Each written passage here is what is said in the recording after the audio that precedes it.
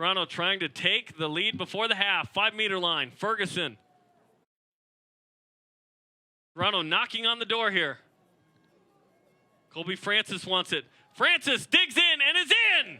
The 8-man, Kolby Francis, with the try, and Toronto takes the lead after giving up 19 straight to the Warriors to tie it up.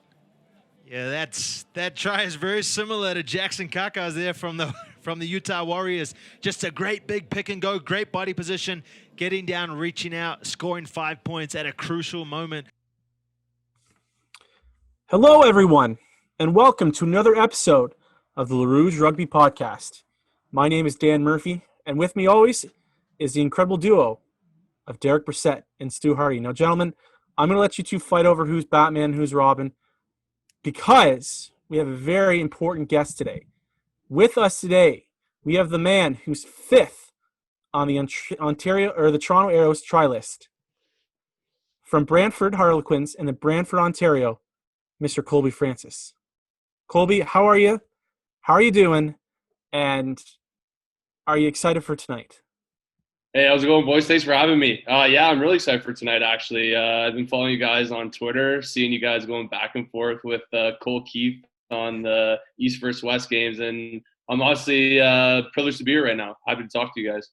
Okay, so on the subject of Cole Keith, were you witness to him beating Giuseppe Dutoit in a speed race of some sort? No, we're still looking no. for guys to completely verify this. No, unfortunately, I was probably doing hamstring sweeps when those guys were running. But it doesn't surprise me. Cole's deceptively quick. You watch him during training, and he's getting tip balls, and you just look, and he's already in the try line. The guy's got gas. So this is my expectation now. Cole, you're probably going to be listening to this podcast episode because you're such a big fan now. But if I don't see you burn someone down the wing side next season, I'm going to be very upset. But, let's get into this, Kolby, because we got a lot to talk about. And Sure. The first thing is, what have you been up to during, COVID-19? We kind of talked with Kolby with Cole Keith and Andrew Ferguson about their kind of COVID-19 experience. What has this been like for you? Oh, it's been a crazy time. I think it's been upwards of 6-7 months without any rugby for us.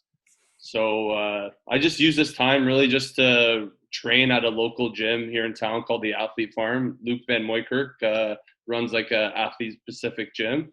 And I've been able just to keep my training there during COVID and just keep staying in shape. But I've had a lot of time to reflect on the previous season and try not to dwell on the things that we could have done as a team, but more so looked at the thing that I can build upon during the time that I've had to myself. Definitely self-reflection and journaling have been huge parts of COVID, being able to look at myself and hold myself accountable.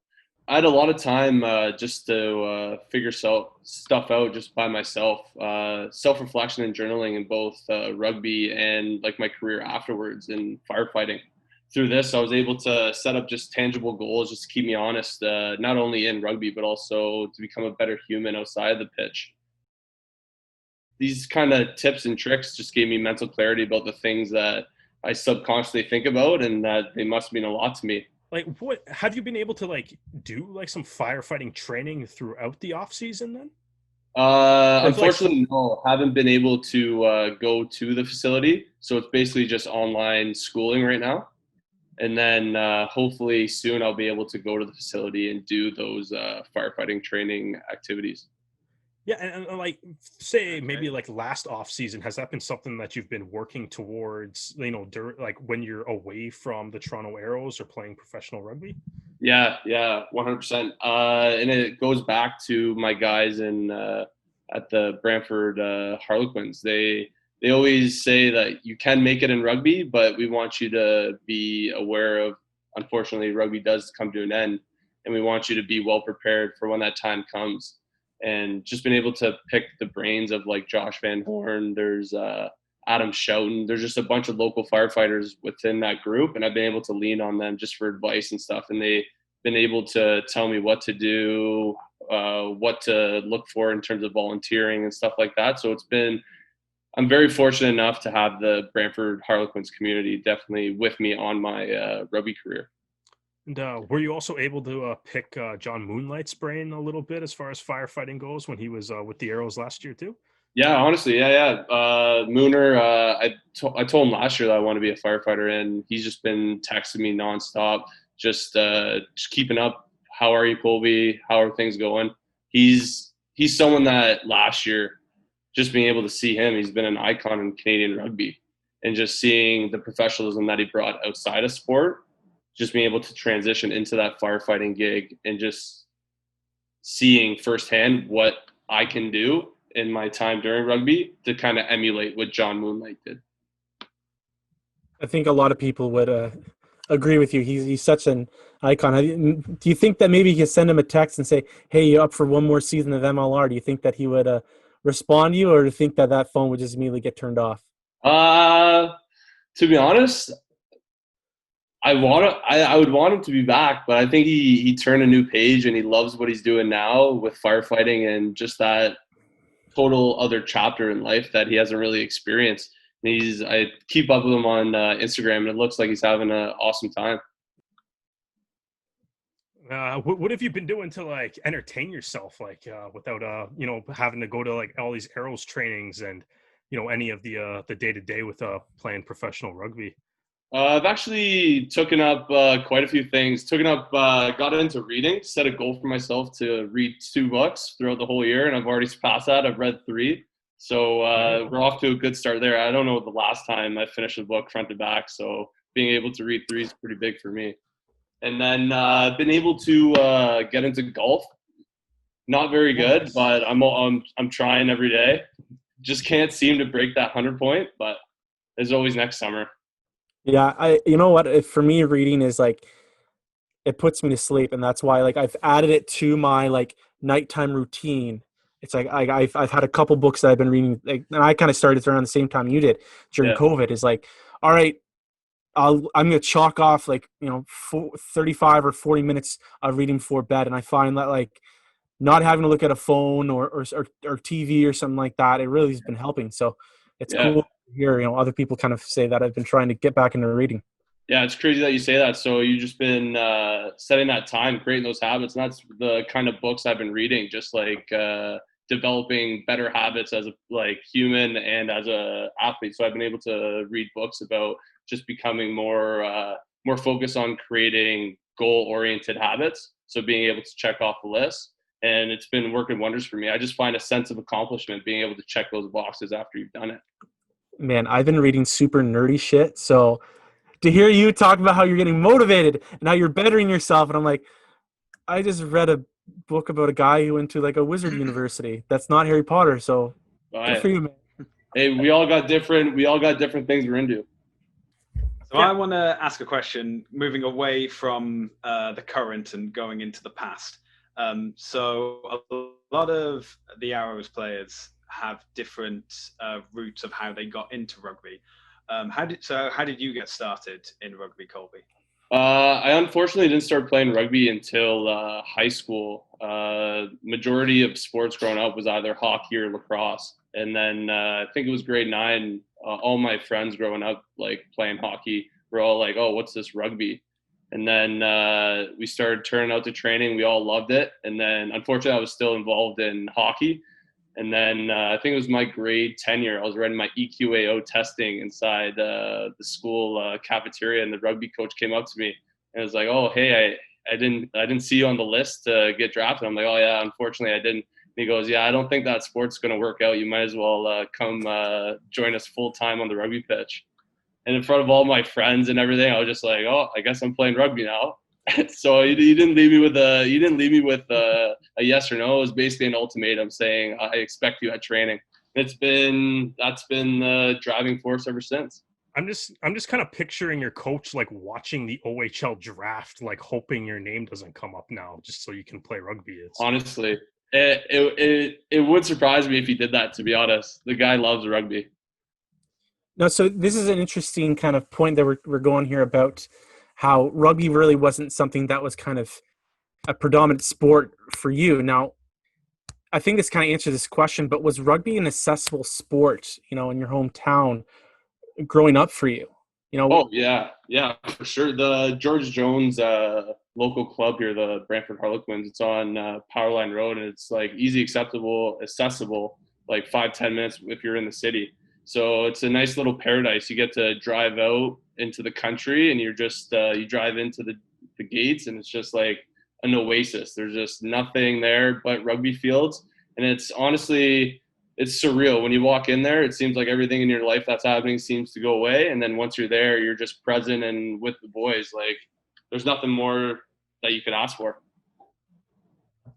Yeah, and you kind of mentioned a couple of the members of the Harlequins kind of staff there. Is there any coach that you kind of like, looking back on your development so far, that's had like a really big impact on you, whether it be with the Harlequins or, the Arrows, Blues, etc.?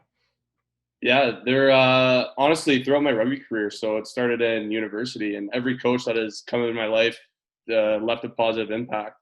Obviously, with the Arrow staff, with Silver, Winnie, Peter, Corey, Carps, and Sean, they took me in at 18 years old, though playing any rugby before, and took me into a CRC tournament in Truro, Nova Scotia, and I proved well. And it's been 5 years, and I'm confident to say without them, I wouldn't be here able to talk to you guys. They've done a lot, like, for me, for my development as a player, but also as a human as well. it's hard to kind of say that, not having Canada's most capped player would have an impact on your career. Yeah, so another coach that has helped me throughout my rugby career is Dave Neal. He was the player coach at the Brantford Harlequins. He was fortunate enough again to see me as an 18-year-old kid at training, gave me the opportunity to go to 4 McCormick Cups, 3 of which we won.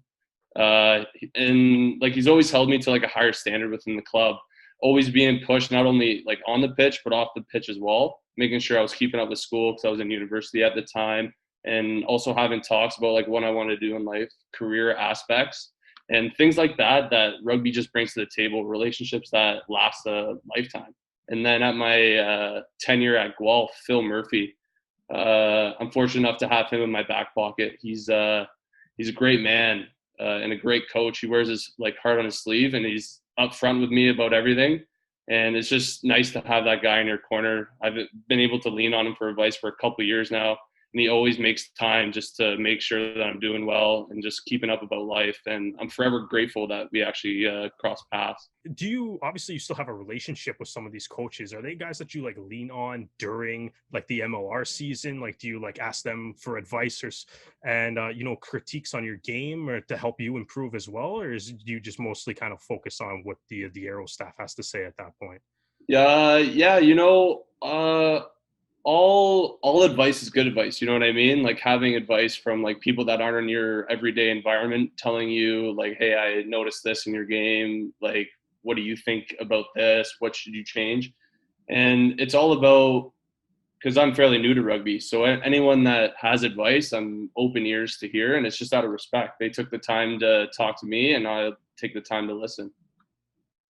Who's someone that you love to watch every time they hit the pitch? Now, this could be one of your teammates, or if you're watching Super Rugby or the Premiership, or even just kind of rugby in general. Who's someone that like every time they hit the pitch, you are like, okay, I'm watching this game? Wow, that's a good question, actually. I would honestly probably have to say Manu Tuolangi. That guy, which is too bad, because yeah, that guy's just a wrecking ball. I watch him on sometimes on YouTube lifting weights and just playing rugby, and that guy's a specimen. Too bad about the most recent news, but yeah, he's been so much fun to watch. I really noticed him in the World Cup. How he kind of stepped up and played so well for England. Yeah, for sure. We're gonna move on now because we really kind of want to know about your Arrows experience. But we're gonna start with actually some current news, and we talked about this last week on Rouge Rugby about the hiring of Rob Howley. Now, how do you feel about something like this? This guy's got experience in almost every level for rugby. What is that kind of coaching experience going to have on either yourself or on the team when he joins as a consultant? It's going to be a very cool opportunity to pick his brain. You look at his rugby resume and it's like, wow, this guy's played for the British and Irish Lions. He was a star player at Wasp. And I'm just excited to see as a coach what he can bring. It's actually a funny story. A couple Christmas ago, my mom got me a British and Irish Lions book. And once I heard that he was got hired on for Rugby Canada and the Toronto Arrows, I flipped through the pages, and sure enough, his name popped up a few times. So it's pretty surreal that he's jumping into our environment. So with Howley joining the Toronto Arrows coaching staff, like have you guys as players, have you been given like the opportunity to talk to him? Yeah, unfortunately, we haven't been able to talk to him directly. Just been able to see what he said through news articles and such. But definitely looking forward to the time that I get to meet him. What do you think he can specifically bring to the Toronto Arrows? Like, what is like, you know, he is one of the best attack coaches in the world and stuff. So like, are you excited to kind of see like what, like, say, I guess his input in the attack could be, or like what kind of impact do you expect him to be able to have on the club? Definitely with him and Peter, I'm definitely looking up for some spicy plays in the back line off lineouts and stuff. But I'm just looking forward to see what he brings. You know, he's been the attack coach for Wales, the British Irish Lions. Being able to see how they attack the multi-layer of depth, being able to hit like a tip player or like a pull pass off that forward pod, and just being able to have options with every ball carrier essentially. And that's what North American rugby is not necessarily known for. They're more known for like their upfront violence, grab and run. So being able to add that to our back pocket, it's just going to be phenomenal. Is that the type of style that you want to play there? Just the violence of grab the ball and run? Sometimes, but I definitely like the flashier stuff for sure. Talking about the development of the Arrows, so you've been with them since they've been the Ontario Arrows in the exhibition season prior to joining MLR. What has the journey been like to go from the exhibition season into now 2 seasons of being an MLR team? Oh, it's crazy. Time flies. Being in university, like having the rumblings that the Ontario Arrows are going to be the next professional club in Canada, it was kind of like, wow, am I really here right now? So during all the time that I was with the Ontario Arrows, it was like, I want to play rugby for a living, and this is my only outlet. So it's just been showing up to training, having like very transparent talks with Carp, Silver, all the coaching staff, and seeing like what I can do as then an amateur now to progress into a professional game. Let me ask you a question, Kolby, and you kind of talked about it, how the Arrows were your only option. Do you think that Canada could sustain a second MLR team, whether it be in Montreal, Halifax, or, you know, BC seems like a slam dunk decision. But do you think that, you know, between the guys that maybe you played with the Ontario Arrows and other, you know, nationally capped or uncapped players that kind of are floating around North America, do you think that they could sustain another team here in Canada? For sure, definitely. If they have people like Bill Webb backing them, for sure. That guy's done miracles with our club. We definitely wouldn't be here if it wasn't without his drive. But it would only, I think the byproduct of having another Canadian team is just the internal competition. You know where you stand within the country, really, if you have 2 professional teams. Yeah, and like, okay, so obviously we've asked a bunch of other guys this question too, but it's like and at least in my opinion, the Toronto Arrows are the deepest team in Major League Rugby. So you just kind of touched on, you know, the competition there, and you know, even I think even like this season, right? It was like Mike Shepard unfortunately got suspended, and yourself was able to just jump right into the starter's role, and the Arrows didn't miss a beat when you stepped up there.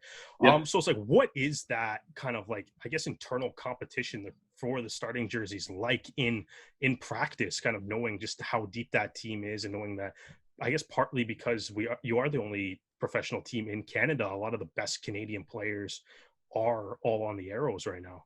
Yeah, for sure. The way I look at it is that whatever outfit I'm in, I just want to do what's best for the team. And it's either if I'm starting or coming off the bench, I just want to put up my hand up for what's best for the team. Unfortunately, sometimes it conflicts with what I want. But unfortunately, or fortunately, it takes 23 guys to lift the championship shield. So it was just the kind of culture that the Ontario Blues kind of passed down, is that like, you're all here to play a role. And unfortunately, you might not like your role, but it's there for a reason. I've honestly just taken every opportunity and just ran with it, you know, with the season ending and COVID, you don't really know what can happen in life. So being able just to put everything you have there and walk away, and then being able to review it during the week is massive. Yeah, and you kind of touched on the culture being passed down from the original, like the Ontario Blues. So like, what was that sort of from your perspective as a player on that team, that sort of that transition from the amateur game into the professional game, and how did that kind of impact the culture? Did it become like more intense? The guys kind of have to flick that switch on to, okay, like this is professional, we have to take this a lot more seriously now? Or was it like more of like we were already kind of acting like a professional team, so it's kind of, was it like nice and smooth the entire way? Yeah, no, I think you touched on it perfectly. The guys in the locker room, we basically all came from the same program. I've been playing with the majority of the guys for 5 years now. And basically everything that the Blues implemented, it not only just set there, it's set in the Arrow stuff. And just the standard that we held ourselves to, it carried over into the professional game. And then we just had to take it that next step further to become an actual professional. So that's in terms of doing extras, extra fitness, all those things that make an elite athlete. We kind of had to adapt on the way. And when you kind of like look around Major League Rugby, especially, like you can kind of see in this offseason, there's always a lot of coaching changes. There's been this offseason, there's been a lot of trades, there's been a lot of players signing free agency elsewhere, but the Toronto Arrows still have kind of maintained that, like you said, that core group that's been around since the Ontario Blues. How does that enable you guys to kind of, I guess, like, because everybody knows the systems, everybody understands what, say, Winokur or Silverthorne is expecting out of them. How does that kind of help you guys gel? And obviously, you're one of the best teams in Major League Rugby last year. Do you think that kind of benefits you guys having played together, say, for, like you said, 5-6 years, all the way through those amateur ranks and then making that transition? Oh, for sure. It does wonders to a team. It just builds that camaraderie. Each guy in the locker room been seeing their face for 5 years and wouldn't want to go to battle with anyone else, really. And with all the new guys coming in, we're just an open group, and there's no really cliques or anything. We all kind of mesh together, and it's proved wonders. We reached the championship semifinal against Seattle, and unfortunately this year the season got cut. So unfortunately, we do know what we could have done, but now we're just looking at what we can build for next year. How can we take that season and build it in as we're coming into 2021, just firing? Is there any like disappointment in knowing, like you said, like you guys know what you could have done, and I'm just kind of assuming you're implying, as many people thought, that at the very least a championship run, it was looking like a lot of people in the media were picking Arrows San Diego as a final. So like, is there any just kind of like, I guess, like, was it disappointing knowing that the season was canceled, kind of, because we've kind of seen in pro sports in a lot of other leagues, it's like a championship window can kind of isn't necessarily the biggest all the time. Yeah, definitely. The guys definitely knew what we were building towards, and it was just week in, week out commitment. And it's been driven down from the top to bottom through the leadership group and everything. We're all really even keel on the same page. And when we turned up to training, we knew that we had a job there to get better for the weekend. A lot of Eastern Conference teams have been making a lot of big developments in terms of their squad. Has there been anyone that caught your eye, either in the East or the Western Conference? Yeah, I think recently JD Duplessis signed for NOLA. I think he signed a 4-year contract with NOLA. Seeing that guy in San Diego when we were there, that guy was definitely next level, and I thought he was going to be with San Diego for a while. And NOLA scooped him up, and they're another team too that proves that they can compete day in and day out. So adding him to their backline is huge. Yeah, they've been a kind of another team that's kind of been like the Arrows, in the sense that it's like a lot of the staff has been kind of the same guys, and they've been one of the better, I guess, player retention teams too. Which I think ultimately, like the East, kind of between them, New York, and even New England, there's only 2 playoff spots next year in the Eastern Conference. So it's kind of, the East looks pretty loaded at this point in time. Yeah, definitely an elite player pool. So Kolby, I got a question for you, buddy. When we look at these Eastern Conference teams or other teams, are there any teams that when the guys get together and you look at the schedule, you put a pin on one game and say, that is a game that we are going to either win or we are going to die trying? Are there any teams that like really stand out? I know like you guys had a really emotional win against the Seawolves last season, and Nola, those two really close games in the first inaugural season. Is there any teams that you kind of look at the schedule and say, I really, really want to beat those guys badly? Yeah, I think you just said it. The Seattle Seawolves. We've been neck and neck with each other ever since we came into the league, and playing there is just an unbelievable atmosphere. They put on a good show. They sell out. I think it's like 7,000-8,000 people, and they're passionate fans too. If you mess up, they'll let you know. I can still remember like in that playoff game, like some of the hits you guys were given and taken. It was wild. Yeah, especially when they had players like Samu Manoa, the guy for Northampton Saints, who's just a bulldozer, just running people over. That was definitely a player that I was definitely, where is he on the field? Because if that forearm caught me, I'd be down for the count. So yeah, like is there anybody then that is coming into the league? Like you kind of mentioned Samu Manoa there, and like, is there anyone like when you kind of see some of the big names coming up, like Rob Shaw or or even like I guess the Beast was there last, like, but he's gone now, unfortunately. But like, is there anybody that you see when they've signed in the league that you're like, man, I just can't wait to play him? Yeah, it was unfortunately Maonanu. Didn't get to play him this season. We saw him in Vegas when we were there for our preseason camp when they played Colorado. And that guy, just seeing him in person is just like, wow. I've watched you growing up. I've watched you tear it up, and seeing you firsthand in person, it was just something that I'll never forget as a rugby player. Seeing a legendary player like that, would have been able to have the opportunity to play against them. Yeah, that was probably one of my favorite parts of the Vegas weekend, was just actually being like, oh, and I'm kind of glad. It made me happy. Like, I'm really happy that I went down, because I was just like, man, like I guess with COVID-19, I lost out on the chance to have San Diego make the trip to Toronto. So I was stoked that I at least got to see him live, and he had a really nice try in that game too. So yeah, and he was up against his old All Black teammate Rene Ranger. Yeah, we didn't look as good in comparison, but he was able to, I guess, kind of find his stride later. I guess, I don't know. It feels like you mentioned the disappointment of the arrow of like, the season ending, knowing that it could have been a championship run, but it's also like, man, there's a lot of like really big name players that we only got to see like 4 or 5 games out of, like, guys like Nanu and the Beast, that just was like, man, like that season was cut short, and now they don't look like they're returning for 2021. So yeah, it's a little unfortunate in that regard too. But guys like Rob Shaw coming in next year, so that should definitely. Those guys are just seeing like Matthew Bastro. We played him in a little exhibition game in Buffalo, and we're all waiting to get into the Buffalo Bills practice facility. And I was just standing next to him. He just like made eye contact with me, and I just immediately just put my eyes down. I'm like, this guy looks like a wrecking ball. Yeah, exactly. It's like, I have to tackle him in not an actual game. This could be fun. Yeah. It was definitely fun. It was definitely an eye-opening experience just to see the kind of caliber of player he is, and just like the career he's had, and being able to see it firsthand. Like, took 2 or 3 guys to tackle him, and just his field awareness is just next level.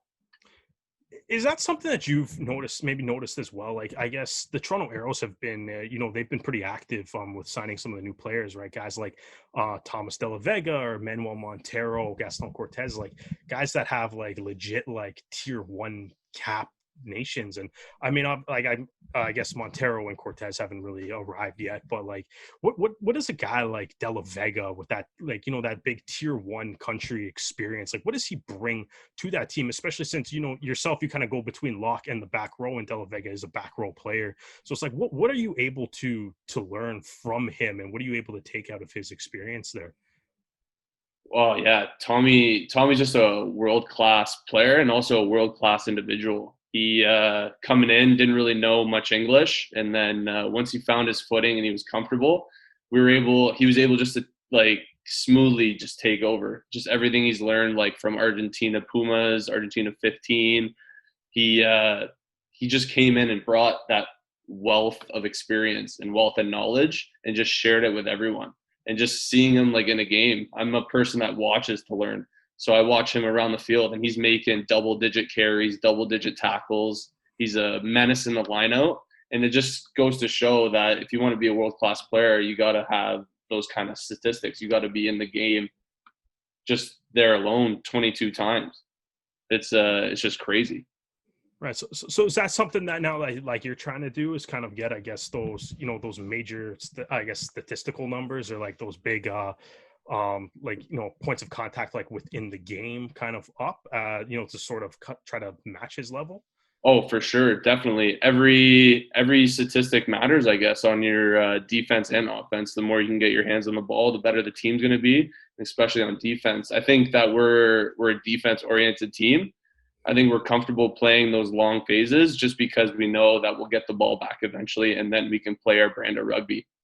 Well, the Arrows have shown that the lock position carries a lot more versatility than people have given credit for.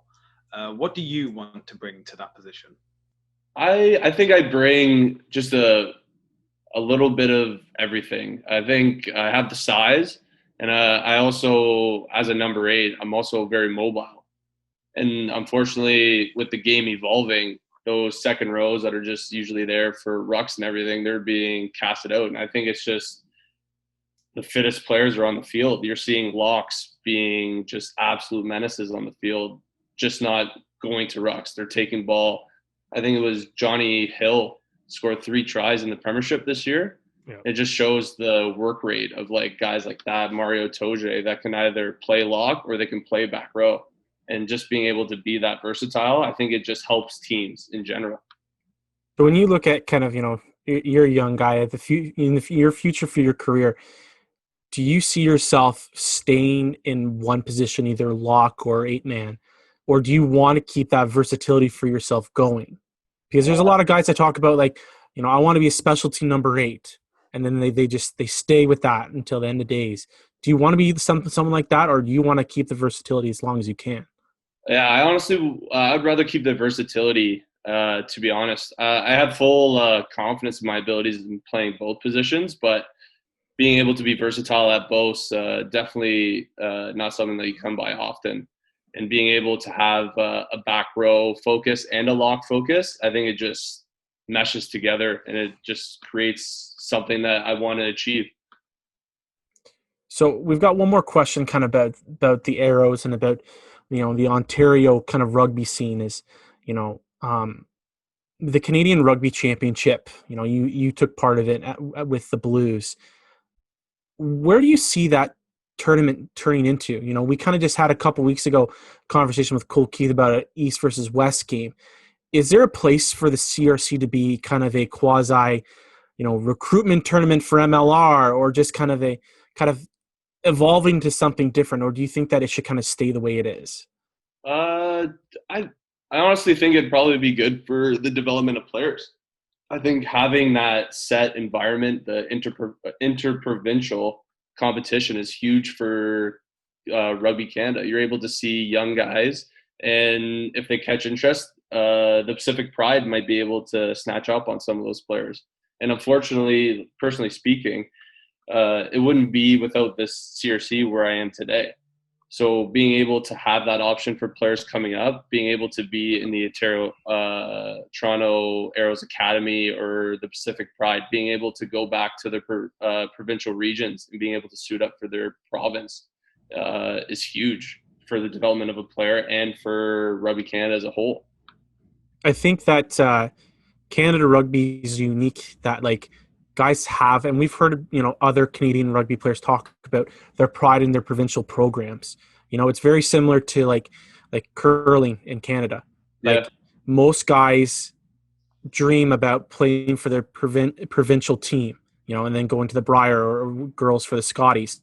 So I think that it could be something that Rugby Canada can attain to, is like putting a little bit of pride in saying that I want to play for the Blues or the Bears or the Wolfpack or the Rock, and like really make it like a stepping stone, like you used it to the next level.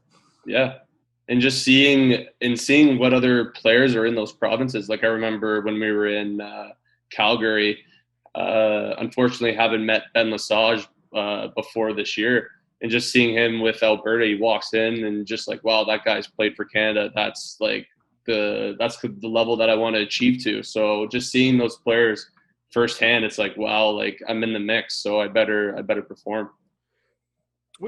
Would you like? I was gonna ask, like, because you obviously you played for the Guelph Griffins in U Sports, and you know, and then going to the Toronto Arrows, and obviously, like, it seems kind of like right now, like with Major League Rugby, they instituted a collegiate draft down in the States. Hopefully, that'll evolve into including Canadian players in the U Sports shortly. But like, what is that gap from playing at the U Sports level up to the Toronto Arrows and MLR like? And do you think the CRC maybe could be like a good, say, like, I guess in a way, like kind of like a similar to like a minor league kind of thing, where maybe the guys that can't quite make that jump can go and continue to develop if they can't make the Toronto Arrows at a school right away? Yeah, for sure. Just having different competitions, I think will just benefit us as a whole. Having opportunities for players just to showcase what they're about. Unfortunately, not everyone grew up playing rugby. Unfortunately, guys like myself are just athletic, and we need people to take chances on us. So just having those different levels of competitions, I think just builds just a very competitive pool. Yeah, and when we interviewed Andrew Ferguson a couple of weeks ago, he was mentioning that he felt that he had a huge advantage on a lot of guys because he started playing rugby like in elementary school, a lot younger than what a lot of other people like yourself kind of started playing at. And it was just like, in your opinion, obviously, like the Arrows do a lot of like community work, going to schools, going to rugby clubs for camps and stuff. It's like, what do you think is the best way to get guys or get kids playing rugby at an earlier age? Yeah, I honestly think just being present within those communities is huge. Being able to have professional athletes go to these local clubs and having these kids just be like, wow, this can be a reality for me. And unfortunately, prior to the Arrows, it was either you move out west in hopes of getting cap for Canada. We never had a professional level. And I think it's us as players, it's our responsibility to help grow the game. Like, for instance, in Brantford, I've been fortunate enough to go to some local high schools and just being able to run tryouts and practices, and just being there, guys come up to you. You just create those, again, like I said, those relationships that through rugby just last a lifetime. Because who knows, maybe some guy that I coach in high school could be my next teammate in a couple of years. Yeah, I think that's like, to me, that seems like that's like the really huge thing is, now, like, if you, like you said, like you're for yourself, like you were kind of waiting on like the OHL draft at one point, and it's like, if you're a young hockey player that has like those kind of professional aspirations, it's like you can see the path, and the path is very clear even at a younger age, right? You want to play hockey, you go junior A, OHL. If you're not good enough for the NHL right away, you have the ECHL, AHL, NHL to work your way up through, right? For sure. Whereas like rugby, it was kind of, you played for the national team, or there wasn't a whole lot in between for a lot of people, right? So I don't know, like, I mean, my opinion, I think that's probably one of the absolute best things that has come out of the Toronto Arrows is, hopefully, like you said, hopefully by you guys going out, like you're inspiring those kids and stuff, and they can actually be like, yeah, if I can be like Kolby Francis and go through like university, go through the Blues, and then make my way up to Major League Rugby now. Yeah. It definitely helps bridge that gap for sure with the like Toronto Arrows now that we have the academy. So maybe guys might go to university, show well during the U Sports national championship. And that way you're into the Toronto Academy. Like we had a scrum half, Dylan Young. He played at Queens when I was there. He's won like 4 gold medals, just a really good athlete. And this year we brought him in, and he was like just training lights out, and you could just see his development just being in that everyday environment of just rugby. You just see their skills just take off and flourish. We're gonna finish off with a big question, and we tossed this to you, early in the morning, but in honor of the Arrows' new partnership with the Ontario Craft Breweries with their match day series, and they announced their first one on Friday, I believe. The Stu is Pilsner. crushing it with that product placement right there. There you go, Stu. Good for you, buddy. Yeah. We gotta up I do like your a can. pace check. Yeah. What do you think of it as you're downing a little bit of that prop pilsner? What's the It's, review? It's very smooth, very nice. And if anyone would like to purchase it, it is recommended that you purchase online. It is by the case. You can either do a free pickup from the brewery, or because it is over $50, they will be able to deliver to you in Toronto for free, and outside of Toronto for $10. That's not bad. That's not bad. Bargain. So here's what we're gonna do, Kolby. We've picked 5 teammates from the Arrows, and what you have to do is you have to pick their last drink for post games for the rest of their careers. So they're only gonna be able to have this drink for the rest of their career. So we're gonna keep it simple for you. You know, this partnership is your beer or cider. So we're gonna keep it simple. It's got to be your beer or cider drink, and we're gonna start with your starting hooker, Andrew Quatrin. For Q, I think it's a triple IPA. I think it's a drink that packs the punch. He definitely brings it on the rugby field, but he's also just a personality off the pitch too. So definitely a triple IPA, a higher alcohol percentage for sure. What would you call a beer inspired by Andrew Quatrin? The top dog, definitely. Dog. Kolby, next on the list we have Taylor Adams. I think for a drink for Taylor, I definitely call it the sharpshooter, just because of what he does on the field. Growing up in New Zealand, he's been able to throw these no-look passes in training, just shifty feet work, and just seeing what he can do on the field. He's definitely a unique character, so I definitely call him the sharpshooter. Sharpshooter. And what kind of drink would that be? I think I'd have to switch it up and go with a cider. Cider? Now, as a back, I don't think he can crush too many beers, so I'll have to switch it up to cider. Now, do you think it's like, because, you know, I like my wife and I, like, we like a few ciders here and there. Do you think it's going to be a sweet one, or is it going to be like dry? Like, I think it always has to go with a guy's sense of humor. Like, does he just have that dry sense of humor, or do you think he's going with like a sweet drink?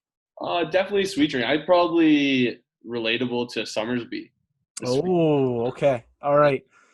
See, So I was thinking we go with like Strongbow just because it has that like arrow pun, but Summersby's probably Summersby I didn't probably think of Strongbow, to be honest. yeah. Oh yeah, I prefer Strongbow over Summersby. Yeah. Oh, see, in my Here first. in my first year at Trent University up here, my buddy who actually ended up playing for Trent and for Queens, he showed me Summersby. He's like, these are great, like they're gonna be awesome. So we went to the LCBO and bought like a flat's worth of Summersby, and that's all we drank. And like back then Trent was in the OCAAs. So like after the OCAAs and after they lost in the final to Johnny Sheridan.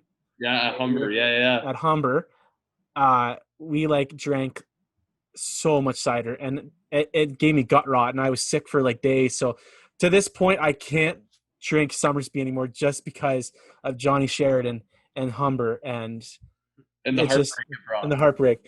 And the worst part is my wife is from Humber, so she reminds me of that every now and then. So it hurts a little bit. For sure, 100%. But we're gonna take a trip. He also reminds us of that all the time. He is still very upset about that. Yeah. Just a little bitter. I'm a little bitter about it. But we're gonna take a trip down to Uruguay, and your next teammate is Leandro Livas, the horse whisperer himself. Yeah, that guy's definitely one of those specialty beers, the one that they mix with like the whiskey barrels or the bourbon barrels. Oh, just okay. an extra kick. That guy, I have nothing but good things to say about Leandro. He coming from Uruguay, just being able to see the development of their nation, he brought to our team, and just like how rough he is, and just like how he's just like a mini pit bull out there. So definitely the drink name would be the pit bull. I think he was one of the first guys. I think a lot of Arrows fans followed on Instagram, and like I remember like when I first started following him, he was doing like videos of you doing like yoga on like an away trip. Yeah, he's hilarious. I think he did a podcast where they asked him if he had like a Caesar, and he goes, "Caesar salad." Well, like, Okay.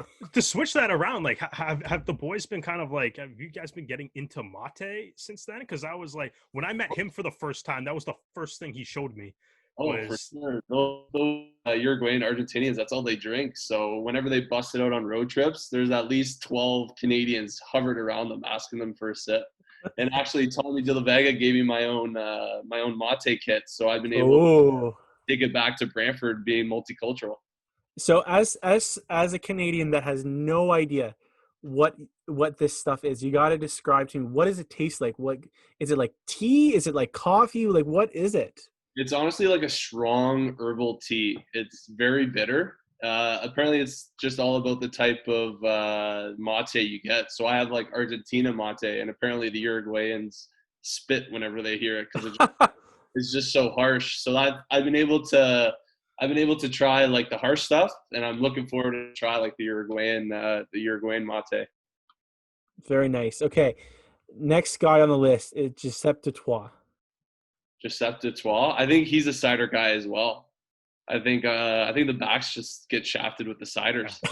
Backs are all ciders. Yeah, backs are all ciders for sure. Name for him, probably the serial killer. That guy's very monotone, and he just. That's the best cider name I think I've ever heard. Yeah, that's just. Oh boy.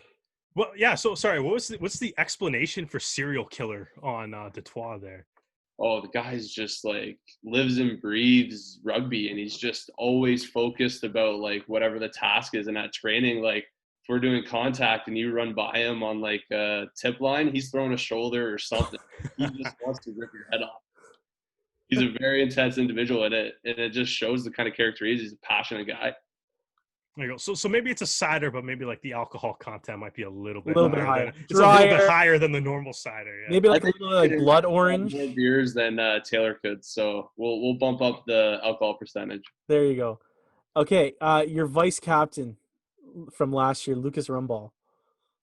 Probably the shaggy dog. I'm gonna have to throw it back. I'm gonna use the dog term. That guy, the guy's hair is just outrageous right now.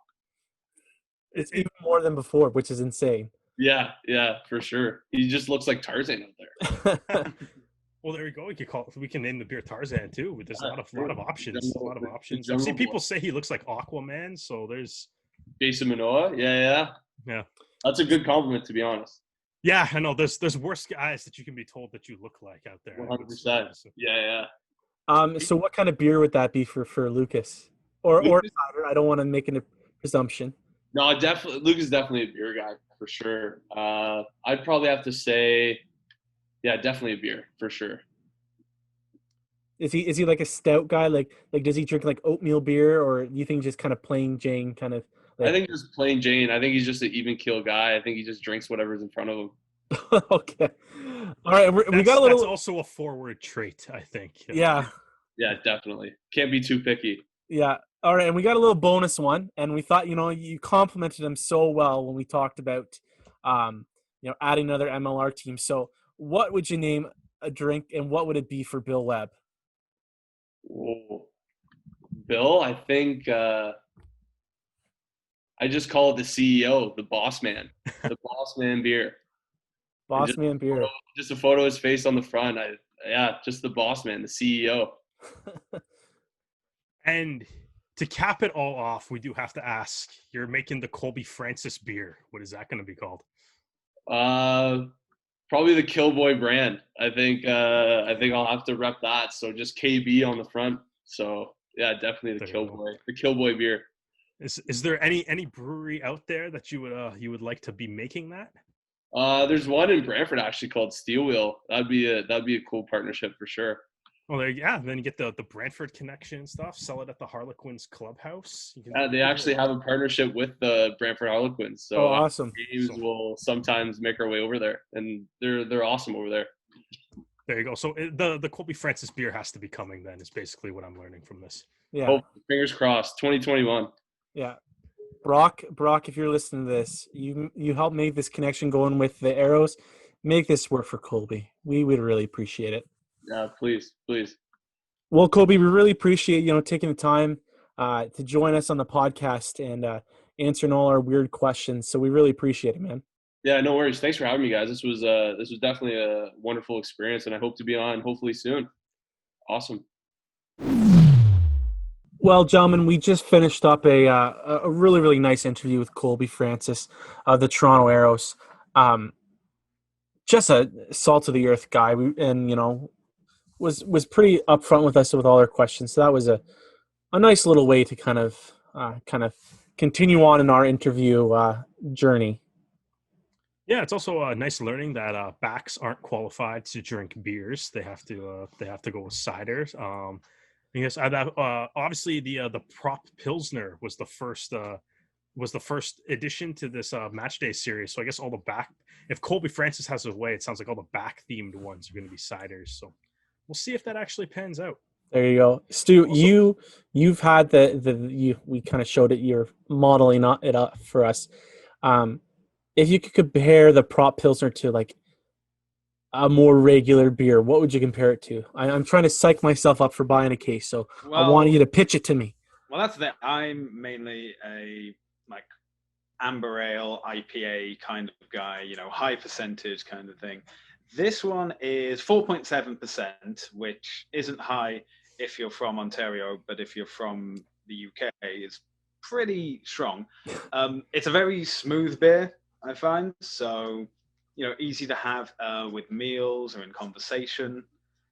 And, if you want something to drink with friends, which you would do if you're in the stands watching a game.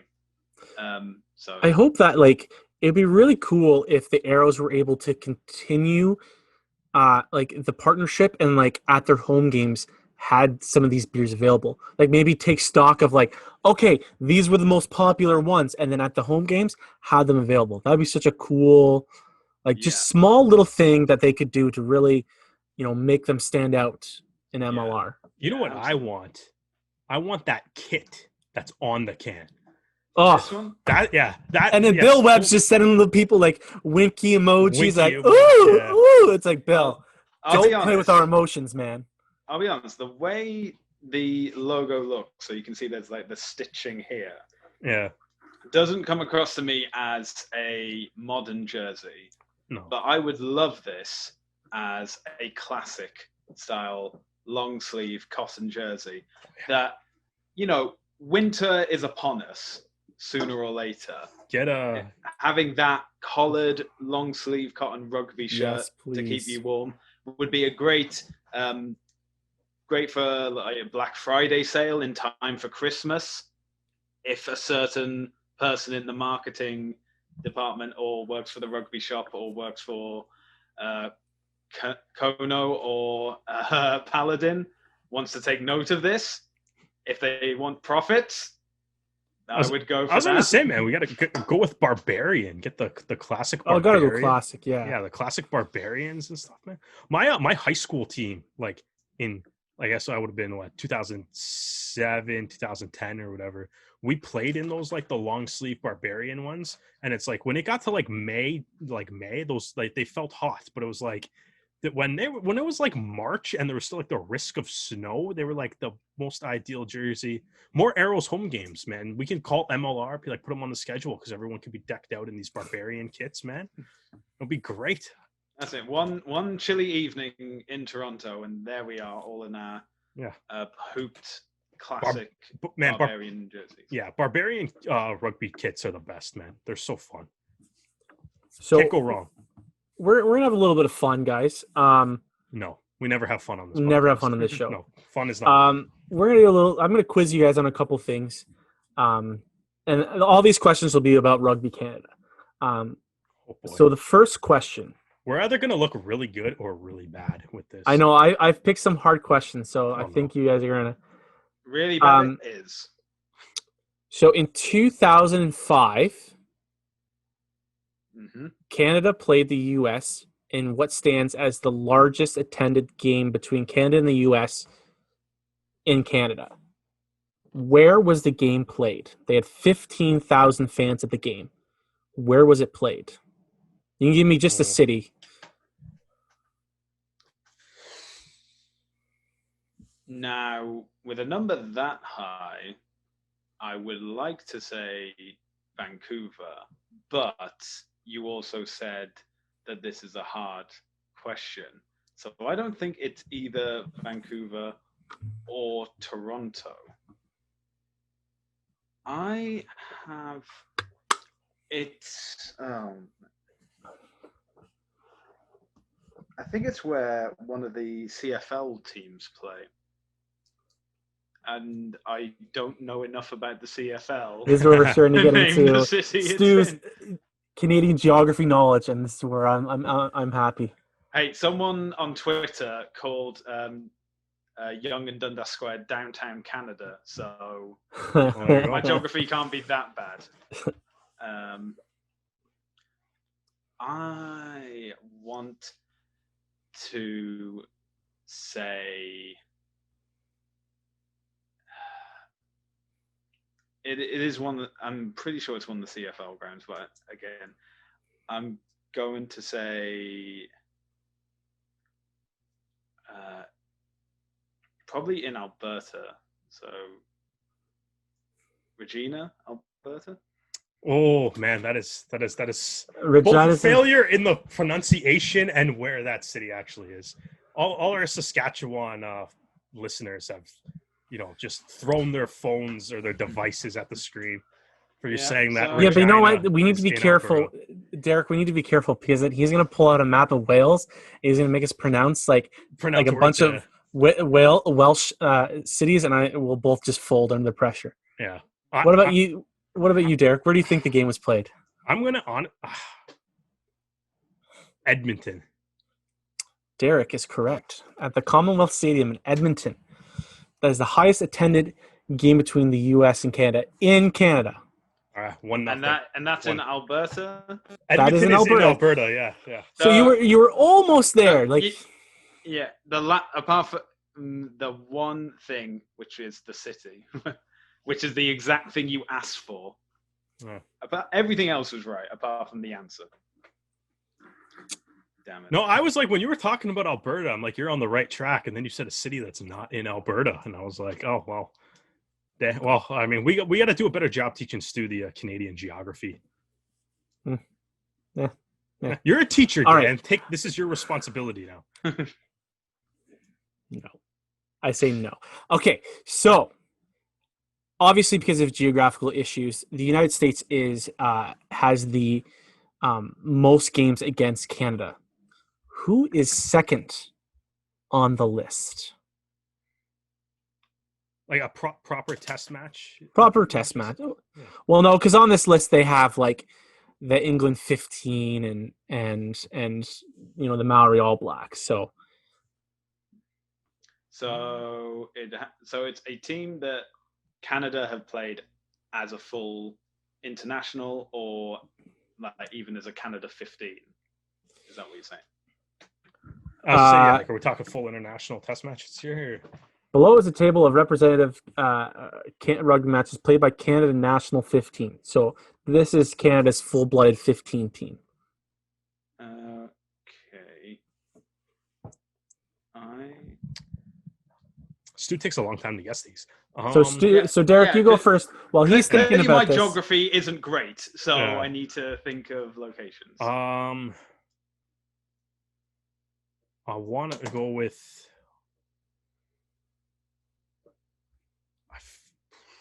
I almost feel like, I'm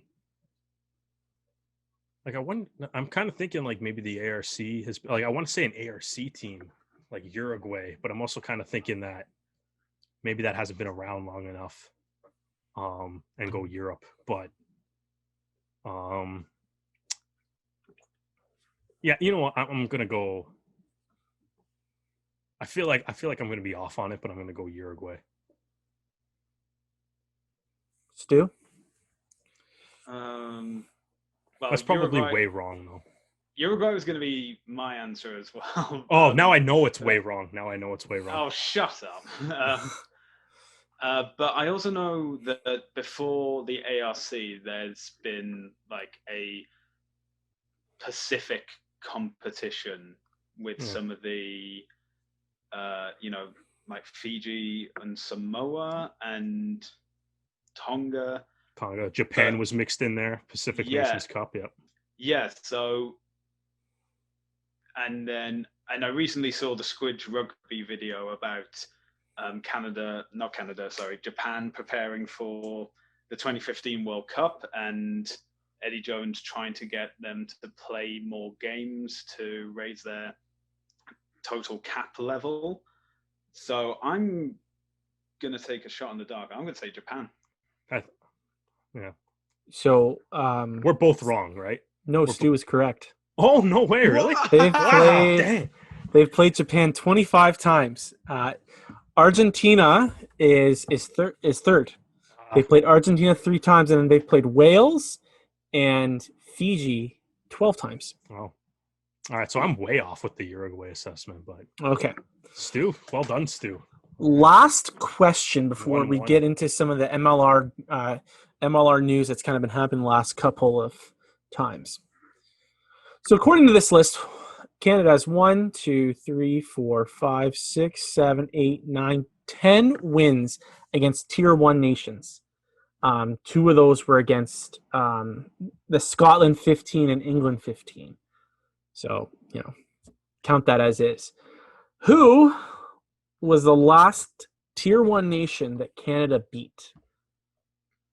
Ooh. Also, the extra points if you can tell me when. I was going to say, does the 10 count that time that that BC beat the British and Irish Lions? No. Which is like one of the best random rugby trivia questions. It does have on the list that Canada did play the Irish Lions, but it says they lost. So I'm going to say that no. No, BC beat them. BC and beat then them. So Canada lost to the Lions. So but BC was actually able to beat them. It does not include that win, unfortunately.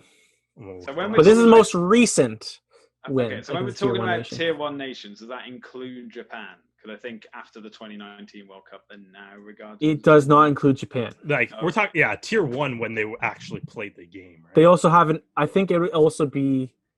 Yeah, it's interesting. I don't know.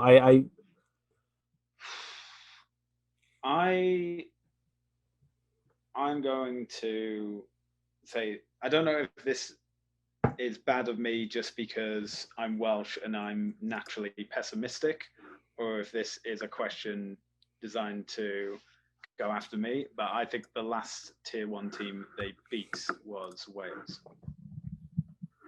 I was going to say Scotland. So in 2005, Canada beat Argentina. That makes way more sense. Yeah, that makes way more sense. Yeah. With a young Aaron Carpenter playing 8-man. Oh.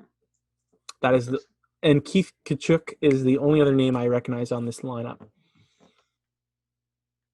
Yep. Nope. No one else. There you go. That is the last time Canada has beaten in a Tier 1 nation. It's in 2005. 15 years ago. All right. Thank you, gentlemen, for playing, for being good sports. I wanted to get your brains a little elastic and moving before we kind of get into the news. So a few MLR teams have been quite busy, and there's been a little bit of MLR news that's kind of been hitting the pavement, as some would say. And we're going to start with some signings. And there was a big Canadian signing, and it didn't happen in Canada itself. It didn't happen with the Arrows. It actually happened with one of their Eastern Conference rivals. Rugby United New York has signed Quinn Nagwati of rugby league fame with the Toronto Wolfpack and the London Scholars and Canada's U20 team and Union. Stu, this is, and we kind of saw this as people were rumbling about, he was being linked to a New York side. But we didn't know if that meant the new league team or if this was Rooney. So, what is this? What kind of signing is this, and what does this mean for Rugby Canada? So for Rugby Canada, it means a former option that had taken himself off the books is now back on them, apparently. Yeah, I'll have to admit, when I first heard the news that Quinn was moving to New York, I was like, oh, it's because of the New York Rugby League team, because he currently plays rugby league. So he's moving there. And the reality is I have to wipe this egg off my face. So because that team also doesn't exist yet. yeah, absolutely. Just like the drinks Gilgroni and Giltini. Yeah. So, but I think it's obviously great for Quinn as well, because he's been playing with he was on loan to the Rochdale Hornets, I believe.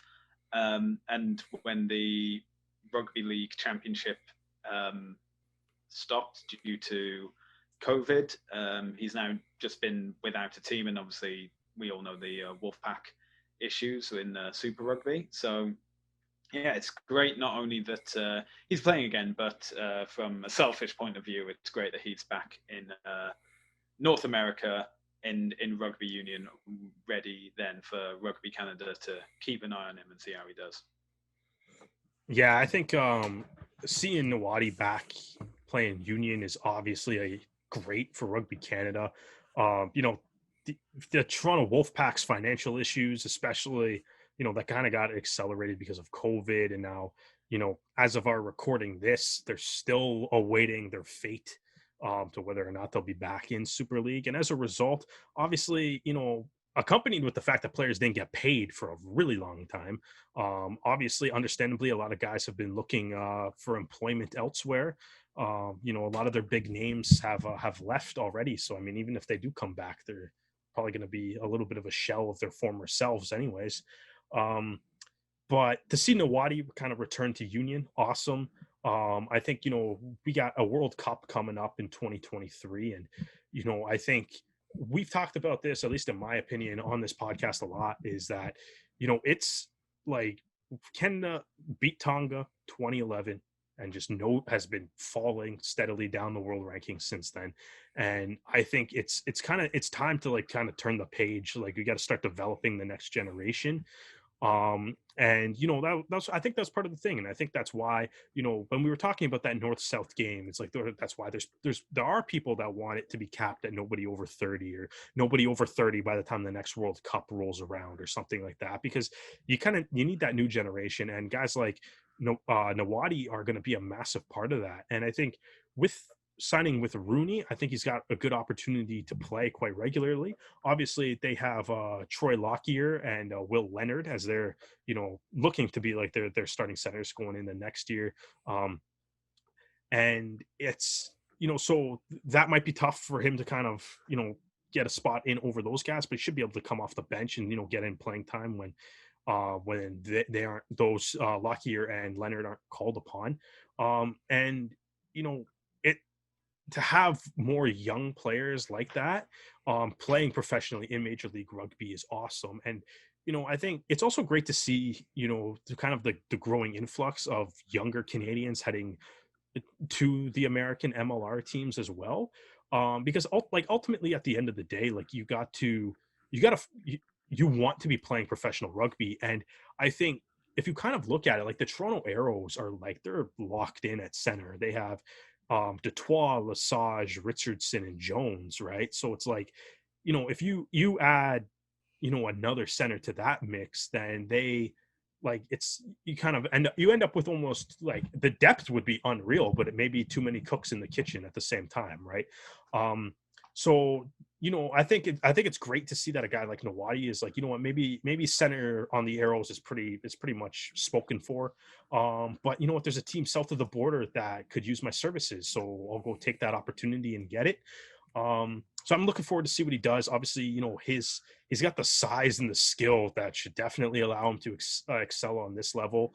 I think he's incredibly tough to take down. He's got pace to burn. And his ball handling skills are incredible too. Easy to get the ball up through the hands. He's and also league, man, if you watch his clips of him playing league, that game, the way the tackle count kind of works in that, he's really developed his offloading ability playing that sport too. And I'm excited to see what he does with Rugby United New York. And hopefully this is kind of, a signing that, if he's playing here full time and stuff, as we look towards the 2023 World Cup, I mean, Kingsley Jones has to have his eye on him. At the very least, he's to be bringing him over to France, whether or not he starts or not, with guys like Lesage and Detroit or even Barton or something, getting mixed in there. But he should be getting a look. He's one of the bright young prospects in Canadian rugby, and I think guys like him and Will Percillier, Tyler Duguid, like that's the future, man. So great to see him back in Union, and wish him nothing but the best in Rugby United New York, and that should be a fun little. It would be fun to have a Canadian on the other side of that rivalry, especially because he has those Pacific Pride connections and stuff too. So a lot of guys on the Arrows have played against him or played with him as well. It'll be really interesting. You kind of mentioned it, Derek, about we need to start kind of turning the page. If you look at the roster of the 2011 World Cup, and especially the backs in that lineup, you had a lot of really young players, right? You had Phil McKenzie, DTH Vandermeer, Matt Evans, Connor Hearns, like young guys. And that's what was so successful. Kieran Hearn was on the wing. DTH was outside center. Phil McKenzie was on the wing. It's time for us to start saying, hey, we need to start letting these guys, grow as players. And I think the other nice thing about Nagwadi coming to MLR and coming to New York, it's a little bit more consistency in his life, which is nice, going between Rochdale and he was also with the London Scholars, and then having pounds between there and the Wolfpack, and then it was like, then you also take in consideration the pounds between England and Canada for the Wolfpack. Yeah. That's a lot of movement for a young guy. So and going back and forth between league and union all the time too, with the U20 team and then with the Wolfpack. Yeah, exactly. Right? So he's already bounced back and forth a couple of times, and I mean, this obviously isn't saying that he's gonna stay in union forever at this point, but the Wolfpack might come calling again. But at least going into next year, and I mean, you're gonna go 2021, and then maybe you can kind of see if you have a shot at the World Cup roster, which he definitely should have if he's electing to stay in union. Yeah, and I think the big thing is he's been training, and we don't really know what the physical standards are. I haven't watched a whole lot of the Rochdale Hornets, but training, something needs to be said about training with men compared to the Pacific Pride or just like kind of club level rugby. Is there are fitness standards that he would have had to meet, and like he's gotten bigger playing against men.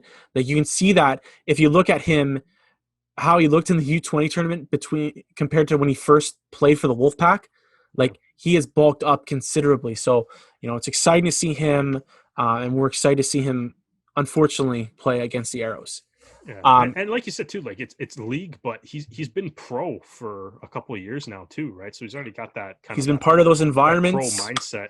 Yeah. Maybe he was able to pick the brain of Sonny Bill and learn a little bit about some of those offloads. If you watch the video that Rooney made for the signing of him, he made a couple sweet offloads. Maybe he picked Sonny Bill's mind a little bit when they were together, at least.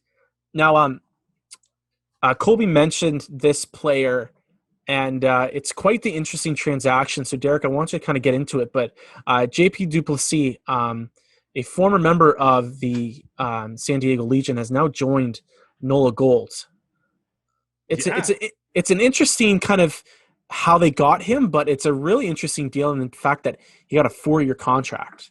Yeah, well, Ryan Fitzgerald, NOLA Gold, man, like just deserves a round of applause for this transaction, man, because like I don't know, man, this might be, outside of signings, like it's interesting to see the GMs in the leagues starting to figure out trading and how to make all this stuff work. But this is one heck of a move from NOLA here. So ultimately they needed it's from Brian Ray kind of reported what the full extent of the trade was. And it looks, so basically what you have is they first sent Lindsey Stevens to the LA Guiltinis, which nice to hear that the LA Guiltinis are doing something.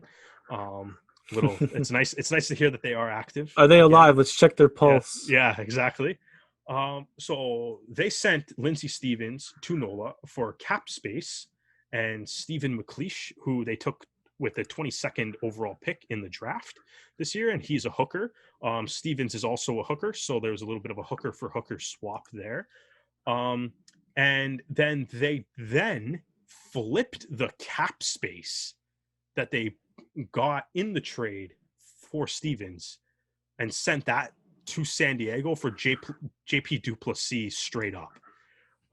So realistically, when you kind of look at the total net value of this trade for NOLA, going out is Lindsey Stevens, coming in is Stephen McLeish and JP Duplessis. So I mean, you look at last year, you had Eric Howard, Cam Falcon, Lindsey Stevens. So you kind of sent your third choice hooker out to get a prospect in Stephen McLeish and the 2019 MLR back of the year. Which, I mean, if you just kind of word it like that, I don't think there's too many people that would not make that trade. So that's an unreal move from Ryan Fitzgerald to orchestrate that. So like that's, and then now we get a little bit of like Nola's been making so many unreal transactions and stuff. Their backline's going to be unreal, and you know they're going to be a scary team, coming forward in the Eastern Conference of Major League Rugby. So yeah, and then it leaves San Diego a little hurt as well. Like they have Nanu's gone, Duplessis gone, so you have you're kind of down two of your two starting centers. Obviously, Dylan Audsley, Ryan Mathias, Josh Steele. They're not bad players in their own right and stuff, but it almost kind of feels like any kind of combination of those guys just doesn't quite match up to what Nanu and Duplessis could bring. Again, taking that back to Kolby Francis, like just watching Nanu, it's clear, even at his age, it's clear that he's, a couple steps ahead of everybody else on the pitch. So, and also that was kind of your depth that San Diego had too, right? Nanu, JP Duplessis could start, and then you have guys like Audsley, Mathias, or Thiel that can come off the bench for you. And now you're looking at maybe Audsley, Mathias, or Thiel starting, and then just one of them on the bench, and then you're gonna have to fill up those spots with other guys. So, unreal trade from Nola's perspective, and to lock him up for another 4 years. Probably when the other Eastern Conference teams saw the 4-year deal, they probably were not overly thrilled about that, just knowing that they got to deal with Duplessis for another 4 years. Now, Stu, with the uncertainty in South Africa with their rugby situation, there are no official announcements that they're joining the Pro 14, so they're still kind of in limbo and they're doing their own little tournament down there. But we're starting to see a lot of Springboks kind of make the transition to other leagues, and MLR is starting to benefit from them. And a team we just finished talking about has signed a sevens player that has quite the, legendary career so far. Yeah, so that is San Diego Legion have signed Cecil Afrika, who is a legendary Blitzbok player. So that's the South Africa Sevens. He had technically retired this year, and I believe that his original plan was to play in the Summer Olympics. Of course, that's now next year as it currently stands. He had speculated that he may return for the Olympics to retire then. However, this signing has apparently ended that aspiration. So, but I've seen a few videos of Cecil Afrika, and his sidestep is deadly. It is. You talk about like breaking ankles, trying to just trying to follow him, and he is phenomenal. Now, admittedly, the majority of his international career has been in sevens, and we all know that there's night and day difference between 7s and 15s. But if you give this guy an inch, he's already under the post before you know it. He is lightning fast. He performs well with his teammates. Obviously, that's why he's been on the 7th circuit for, let me just check. 7th circuit for 11 years. Wow. He's made over 300 appearances and scored over 1,400 points. And you know what? Like, 7s players tend to have a shorter time frame than 15s players. So to hear that 11 years is incredible.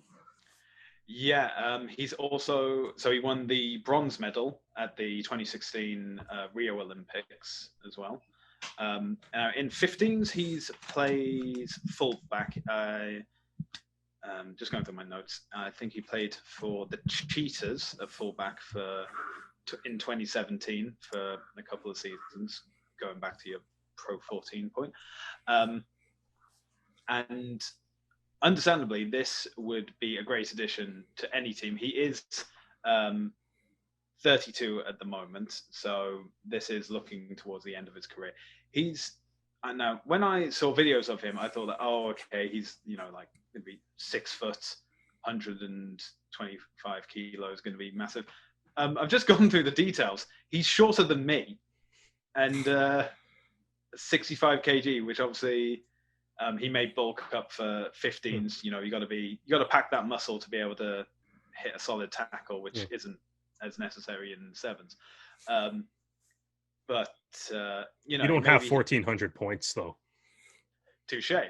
But at the same time, it's like it's going to be interesting to see. I mean, I think we all wanted to see the Arrows versus San Diego, even just in the regular season this year.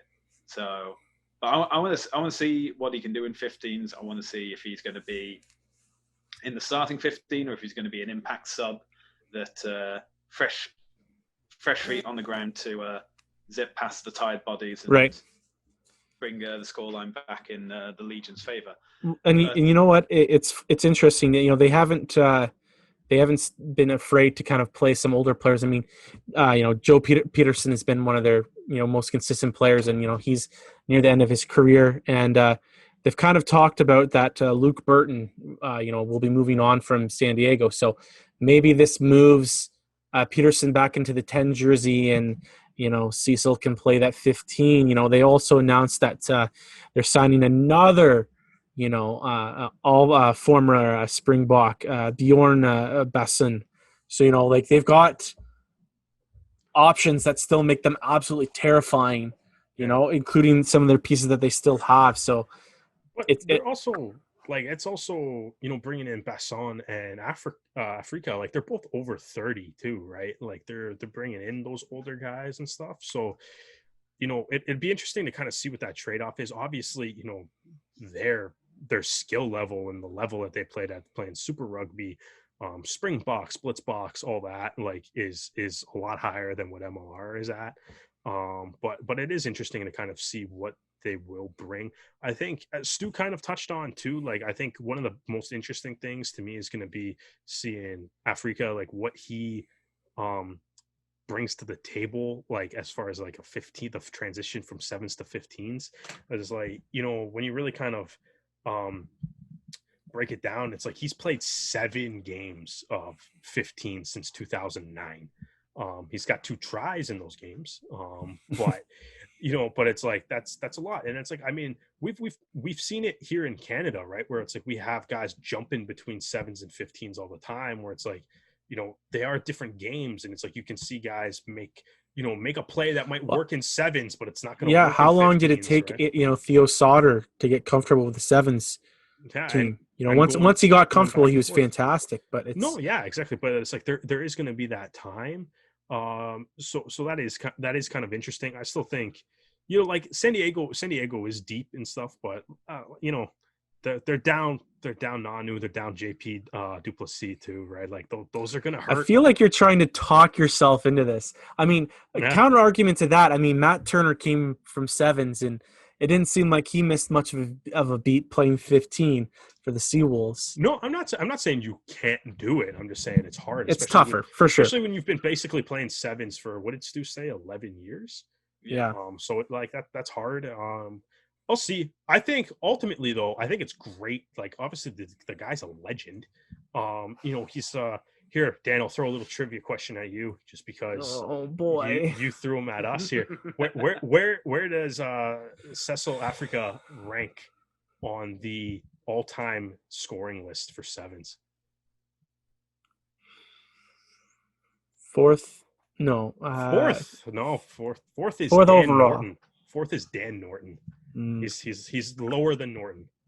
Nate Hirayama's 3, by the way. So Seventh. I don't know. Seventh overall. Seventh, you got it. You actually nailed it. Yeah. Boo. There you go. And you know what, guys? There are some. I'm sure we've missed some other signings, but these are the ones that kind of happened most recently and have been quite interesting. So we'll move on because there are 2 more things we kind of want to talk about. And the first thing is exciting news.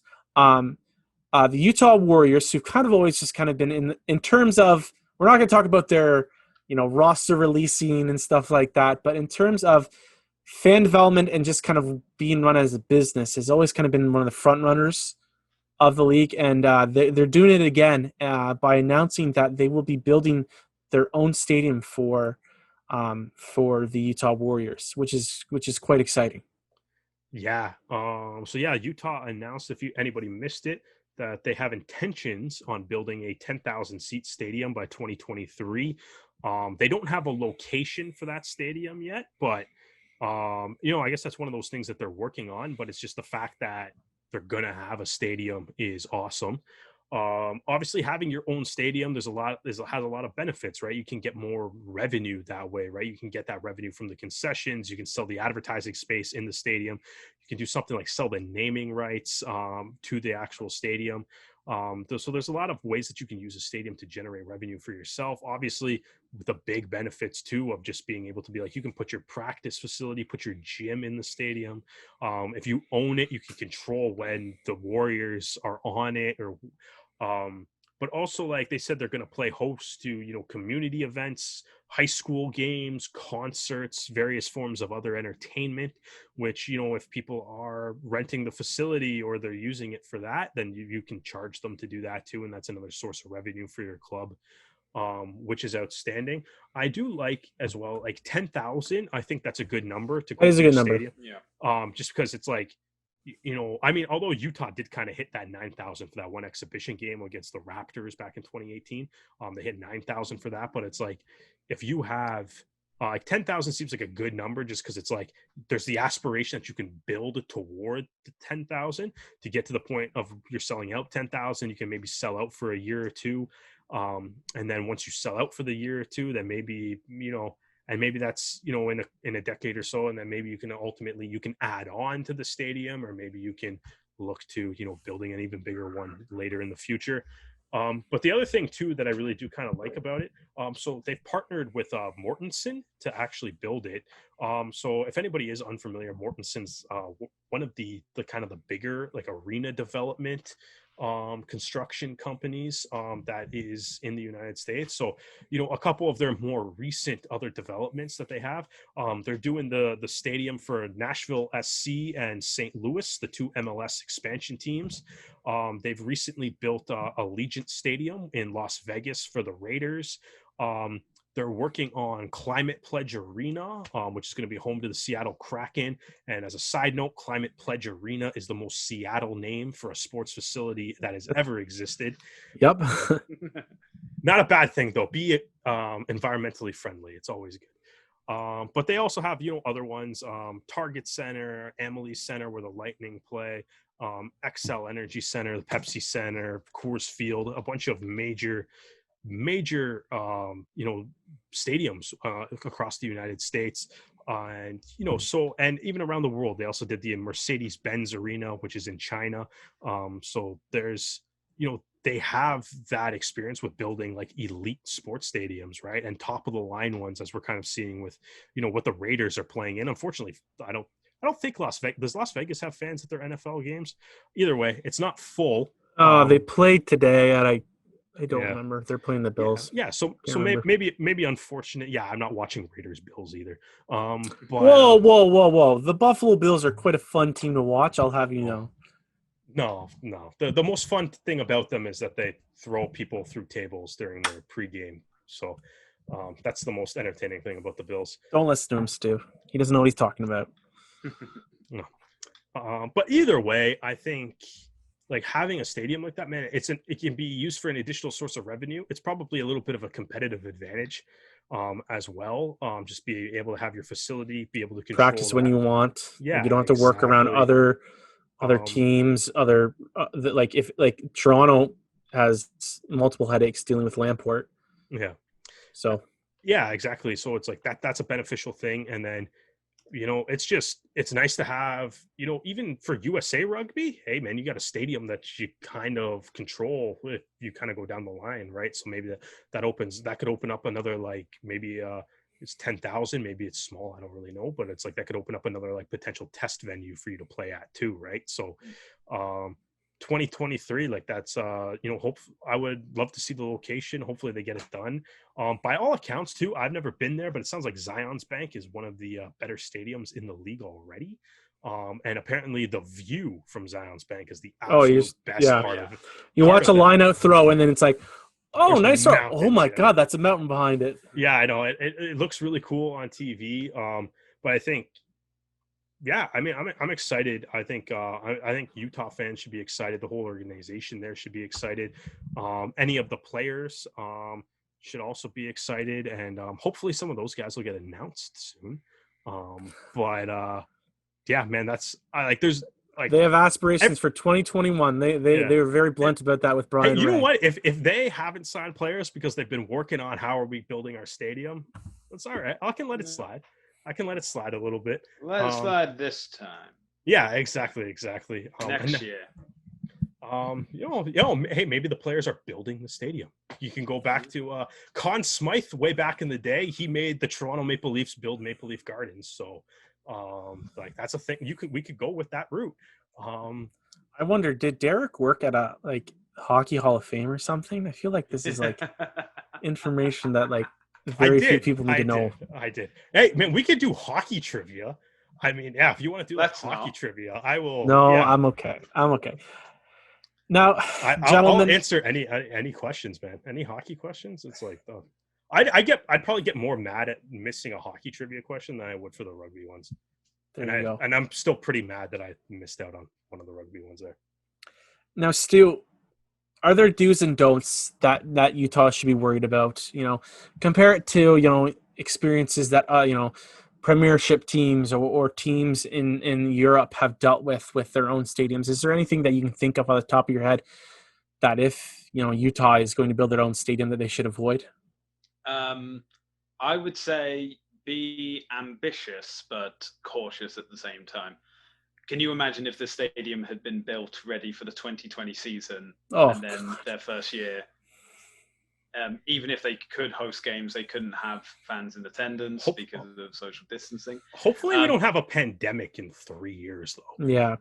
Yeah, but I'm hoping that as well. But at the same time, this year has told me to not expect anything. Predictions are useless and hope for the best in all. But in serious sense, so they said that they intend to build a 10,000 seat stadium. They've also said they want to allow, be able to host other sports teams as well as high school events as well. I'd say it may be for the cases in like 10,000, maybe like the maximum, but especially if say there's delays in construction for whatever reason, and they can only get, one side of the stadium ready in time, then have the cameras the opposite side, so it looks like there's a full house. I think that's actually another thing is like we've seen with some stadiums or whatever. It's like if you're designing your own stadium, you can control where the cameras and stuff. Yeah, not be like Toronto at York Stadium. Yeah, like you can completely control how everything in that stadium's designed, right? Like you can build like the extra, like everywhere where like the extra camera angles and stuff can all go. You can No. build those areas for those guys to stay. You can build like, you can build the facilities too for just like your extra, in-game entertainment kind of stuff, right? Like you can fully control Yeah. everything. Yeah. Like one thing too, it's like have a screen and stuff. You can sell ads on the screen. That's what like, I was going to say as well. Is that I know that those who've been to Alumni Field at York University know that there's a screen there, but you can't actually show any replays or anything like that. And some may say that, having a big monitor showing the game kind of defeats the purpose of going to a game to watch rugby. I think it just adds to the environment. It makes it appear more professional as well. And that's the bit, as in, if you can have that giant screen. I also think as well, every stadium needs this, both the score and the clock in easy view for all the fans to see, so they can keep touch the game. Anyone who was at the first game at Alumni Field last year knows that the scoring issues and the clock issues with watching that game. I think they're going to have to take out a loan to pay for this, but obviously they also have the plan in place of hosting concerts, hosting other events, and they'll be getting the money back through ticket sales for those things as well. I'm not entirely sure about the location. I've never been to Utah, and never mind. Yeah, they said they don't have the location yet, so they're narrowing it down to a couple. Which is cool because ask your fans, see what kind of general feeling is about where it would be best suited, which is kind of a cool idea. I mean, how much they take it actually into consideration is one thing, but because that's the thing, is that you could go for somewhere that everyone has to drive to and it's more affordable, or you can go to an easily accessible like downtown area, but then again the land's more expensive, so it's kind of like a catch-22 as in those kind of things. But obviously this is a long-term investment. So I mean, we've been talking about players' contracts being like 2, 3, 4 years. The Warriors are obviously intending to be around for a long time, so I think that this is another statement in saying that rugby is here to stay in North America.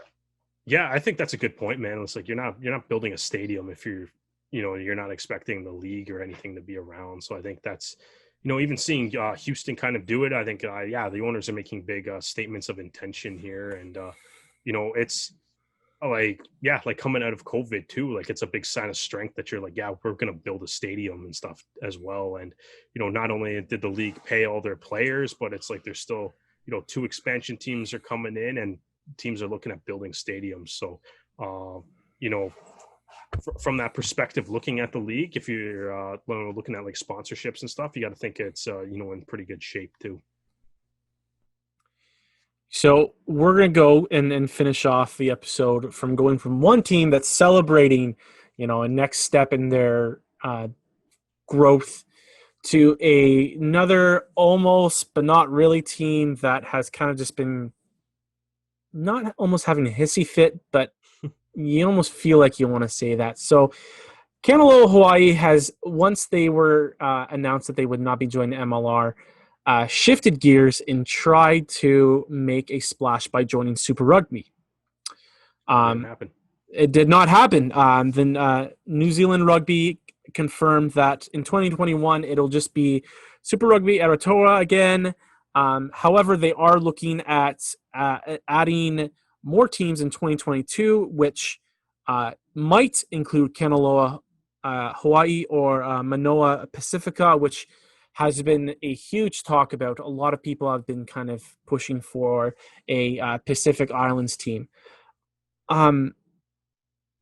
Tracy Atiga of Kanaloa Hawaii did not like this news and called the whole situation shady and a challenging bidding process. in the article with from the New Zealand Herald, she said, "We've got a facility in stadiums. It's just a matter of getting the big tick to go ahead." They needed something for their investor groups to say that they had a 5-year license, and that so their sponsors can say we're on board. And I guess they were. She claims, and how much do we really know, that there was an 8-day turnaround to put together a bid, which, again, that seems unfair. And in her defense, she is not the only one that has been kind of going after New Zealand Rugby about the whole situation. The head of the players' union or representatives has gone after New Zealand Rugby for their kind of handling of it, of additional teams. So, on one hand, there are other people that are upset with New Zealand Rugby. However, guys, and I want to get your opinions about this, I defended them when we kind of talked about when they first were announced that they weren't joining MLR. And the basis of my argument was that if I was in their situation, if I wasn't given any information about MLR's COVID plan, which apparently there is one, and Killboy talked about it a bit with Penjanelli in that, but didn't really give too much information. My argument was, if you needed more information, I understand that. But I did add the cravat that maybe your negotiating process should be not as public. And then all this came out, and I'm just waiting for the part where Dan's like, "Yeah, I was really wrong." No. I was never wrong. But they did not learn their lessons from the MLR negotiations, which is it's frustrating for people that were excited about this, including myself. So I want to hear what you guys felt, because I think that it's not as fair. I don't think it's fair to their team for when people are just saying, "Oh, they're having a hissy fit. Oh, they're being completely unrealistic," and I find it extremely hard to see that this is all Kanaloa just having, like I said earlier, a hissy fit. But there has been major issues with their process and how they're presenting their team. Yeah. So I said this last time, and I'll say it again.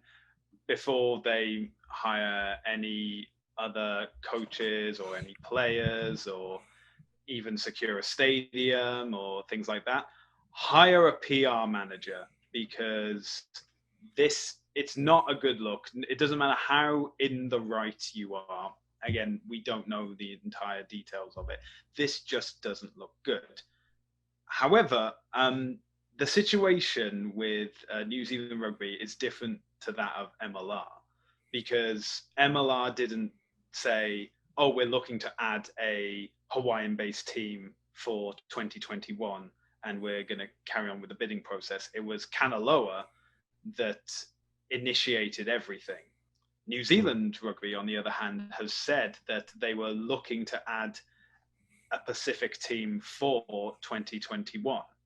So the fault then is with them. They could have, in the initial announcement, they could have said, we're going to see how COVID goes and we're not guaranteeing anything. The problem was the initial press release for adding a new team did say, or gave the implication that it was going to be a 6-team tournament for 2021, because it's not just Kanaloa that have been shortchanged by this. It's also been, I'm just trying to the other teams as Rob well. Nickel, who is the rugby players representative. He represents the the New Zealand Rugby Players Association. He talked about how, and he was more angry that the fact that there won't be a Pacific involvement, and he thinks that, and he echoes very similar situations that Kanaloa is talking about, but he doesn't kind of try to hit it over the head with a blunt, 2x4. He talks about how this situation is frustrating. Negotiations are, difficult to work with. Yeah. So Pacific Rugby Players Welfare chief executive Dan Leo came out on Twitter, and he had the following statement to say: New Zealand Rugby have kicked into the curb the idea of a Six Pacifica super team, breaking a clear promise that no questions, it will be a Pacific team added, as reported by the Aratipu report. I butchered that name, apologies. And then goes on saying New Zealand Rugby's excuse: a 2021 Pacifica Super Rugby team will not be competitive. But the window to stand up a competitive Pacifica team in New Zealand is now, and the next 3 months, with so many players being squeezed in the Northern Hemisphere. Once COVID is fixed, that window closes. Instead, a possible Pacifica team will have to battle out for the New Zealand slot in 2022 with well-heeded China bid. That is the China Lions team. This is possibly going to be based in the Bay of Plenty, and reportedly paid for by an ex-Blues financier and support from the Australian billionaire Andrew Forrest. And I can sympathise with both the Pacifica teams, which include not only Kanaloa Hawaii, but also Moana Pacifica and Fiji Drua, that New Zealand Rugby promised that a Six Pacific-based team would be added. And now they're saying they're looking to add a minimum of 3 teams from 2022. And like we said, Kanaloa, Moana Pacifica, Fiji, the China Lions, and even possibly the Western Force. And yeah, and if I was Tracy Atiga, I'd be pretty pissed off as well that and like I said, it's different from the MLR situation because they're the ones who promised to be adding this new Pacific. Yeah, they talked the big talk with MLR. It sounded like they had this whole portfolio plan ready, and as soon as the portfolio was looked at, it's like, oh, this is just 2 pages that say I should join MLR, bring me in. Yeah, and well, that's the thing, as in, like, we're just saying what the bid for MLR is, but and that's why I say, like, for the MLR, I put the blame towards Kanaloa, because since they published that statement on Facebook, the dates have come out for the 4th season of MLR, as well as, we've got like a shortened season and a bubble plan in place. And this is why I say in this circumstance, it's New Zealand Rugby, because they're the ones who said, we're going to have 6 team in 2021 and it's going to be Pacifica based. And that was a promise made that they haven't kept. So if it was a case of, Moana Pacifica or Fiji Drua were a team that was selected instead, then I would say, and if Kanaloa had made this statement then, and it was like, we should have been picked instead of those guys, exactly. then I would have said that it's okay, then I'd found the common denominator and it's Kanaloa. But this is, in this circumstance, again, Kanaloa don't look great, and especially after the issues they've had with MLR, but it's not like the fault doesn't fall with them, it falls with New Zealand Rugby. Yeah, I mean, maybe. I think Derek, I feel like Derek was coming into this point and being like, Stu and I are going to gang up on Dan. No, I wasn't gonna do that. I'm fine. Hey, man, you're entitled to your own opinions on stuff. That's what the whole point of this podcast is, right? I think, I don't know. I think if you're Kanaloa Hawaii, it's a really bad look to be like, hey, we didn't get into one league. All right, so we're gonna publicly complain about it. Take down that complaint. Okay, we didn't get into the second league. Now we're going to, publicly complain about how that second league runs their things. And, they're still saying things like they have all these partnerships that are in place that people have, disputed and said that they don't actually have that stuff in place. And maybe New Zealand also saw that. I think their whole thing, right now, they're just, as an organization, as Stu kind of mentioned, they need to hire a PR something, and they need to stop talking too much.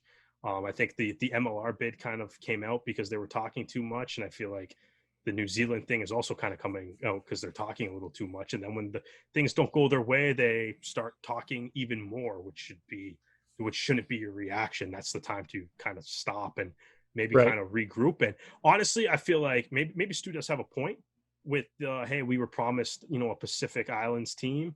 But even if there's a Pacific, I feel like if there's a Pacific Islands team in Super Rugby, it's probably not going to be Kanaloa, Hawaii. I think you're just bitter.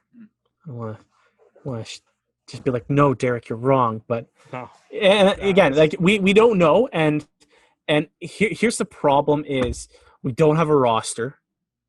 Well, you can't have a roster. You don't exist yet.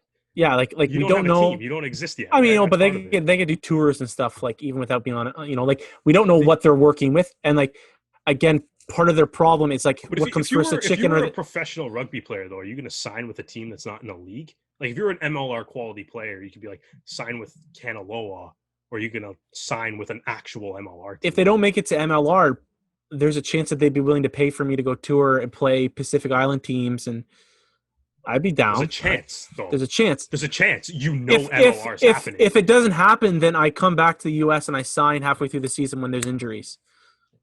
Yeah, but why wouldn't you would you not just rather sign a contract for a guaranteed, like, hey, this team's actually playing?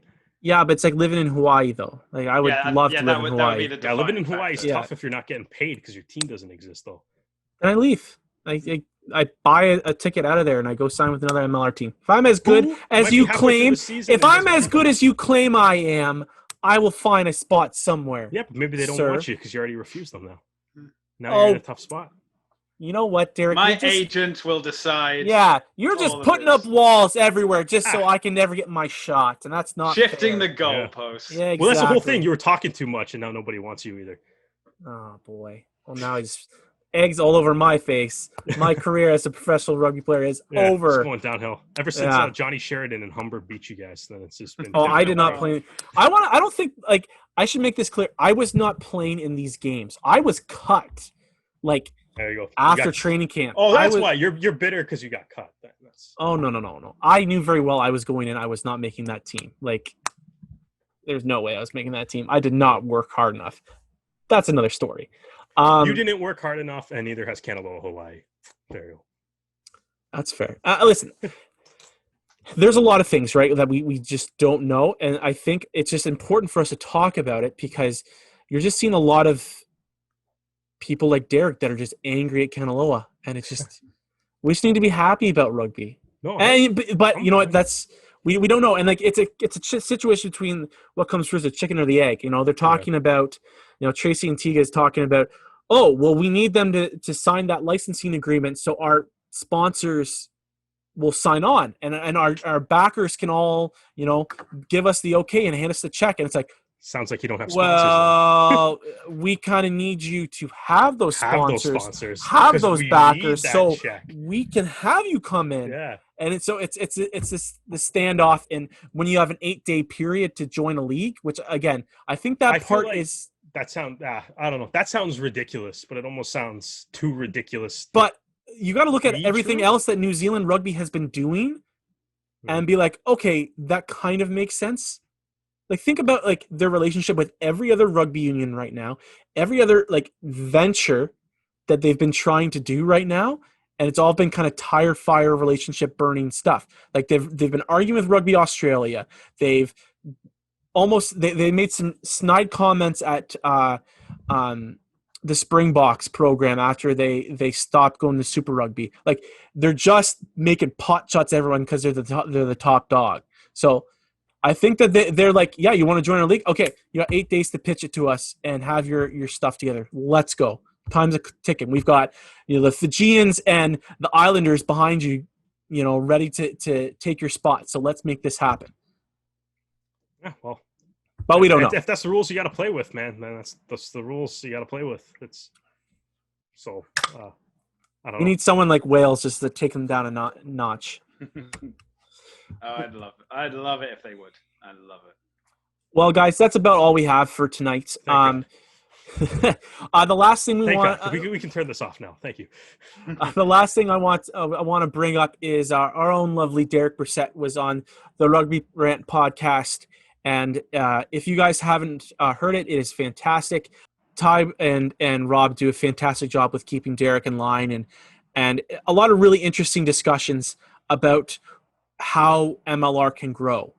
So if you guys are interested in listening to that, they have it on their Facebook page. They've posted everywhere. They're fantastic like that. I listened to them on their podcast. So it was great. Derek, what was that? Did you have fun doing it? Oh yeah, no, always have fun. Yeah, it's an enjoyable experience. I thought we had fun when they came on to our show, so it was nice to, I guess, return the favor a little bit and make an appearance on them.